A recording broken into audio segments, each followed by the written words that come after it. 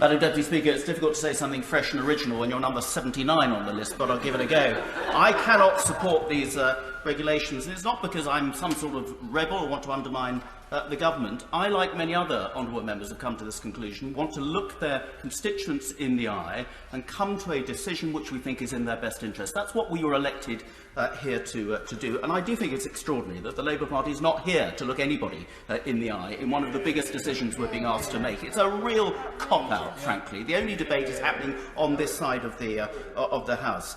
Now, when I look my constituents in the eye, I will have to justify why tomorrow we will be going into Tier 2. And I can trump everybody here, because Worthing in my constituency has 28 out of 100,000 pandemic levels, the lowest in the country. The other part of my constituency, Ada, is 45. We're surrounded on either side by Arran 55, Brighton and Hove, even the city with 57, Horsham 67, all below, and the sea, hopefully, 0. And Worthing Hospital has 4 COVID patients. Last week it had 8. Our infection rates are falling, our patient levels are falling, and yet tomorrow my constituency will be going into Tier 2, having started the lockdown in Tier 1 and having come down and continues to go in the right direction. Where is the logic of that, Madam Deputy Speaker?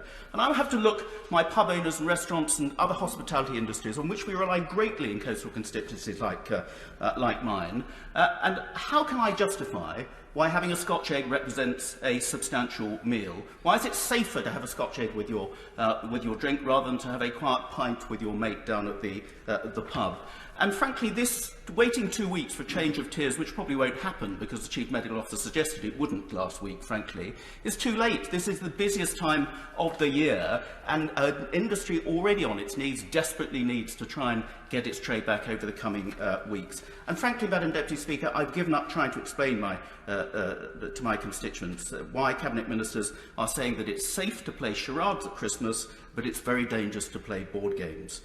People have behaved themselves, have made great sacrifices, but they will still be penalised. We need to see the data, the evidence, the reasoning behind these decisions. And I've always said that the Prime Minister needs to be straight with the people, and if they publish, explain and understand those instructions, the people will have confidence and get it. So it's really disappointing when we had that document last night, which frankly is a cut and paste job from the OBR from last week, which is a statement of the bleeding obvious and is littered with terms about allowing the virus to grow exponentially, as if any of us wanted to let it rip. Of course we wouldn't. Nobody's suggesting no regulation, but we want proportionate regulation. It may mean better, tougher regulation in some parts of the country.